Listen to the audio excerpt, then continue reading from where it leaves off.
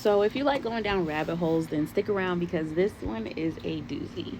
So for one reason or another, I was thinking about how the Last Supper is associated to the zodiac and how each of the disciples represent a different zodiac sign.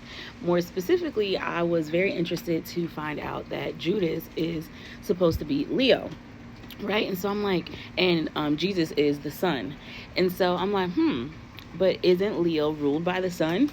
So now my brain's spinning because I'm like, well, Jesus did say that he knew who betrayed him. So obviously he had some control over it. And obviously God did as well with the sacrifice and things like that, right? So boom, let's go a little bit deeper.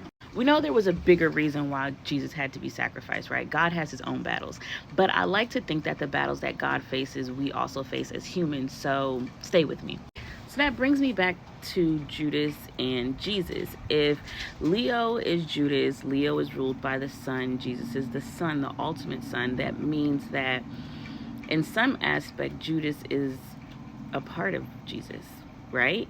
And what I mean by that is Jesus would be the son in the higher consciousness, whereas Judas is the son in its darker aspect. So think of the sun as ego. Now we're going to start mixing a little bit of psychotherapy and theories with spirituality. Now, when spiritualists talk about ego, it's normally in a negative sense. You want to beat your ego, not beat your ego, but you want to grow out of your ego, yada, yada, yada. But in theory, Freud talked about ego as a very healthy and positive balance between your super ego, which was your need to meet societal standards, and your id, which is your more primal wants and needs. So in theory, the ego, the negative ego that spiritualists talk about is more so the id. Stay with me. So then I started thinking, what if Jesus is our ego? The mix between what is a higher way of thinking, right? Your super ego, which more is about like humanity. Super ego is like what's best for humanity, which is God, right? So God would be our super ego.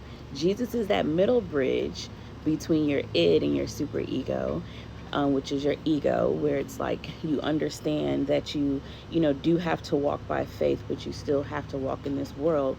Whereas Judas represents our id, our natural primal desires that we have to learn how to manage. So that's my TED Talk for today, you guys. I just think it's so... I love spiritual texts. I love the Bible. I love all I love all religions texts. And so I just was thinking that today. So find a way to balance the three: your id, your ego, and your super ego, because that's probably our mission here.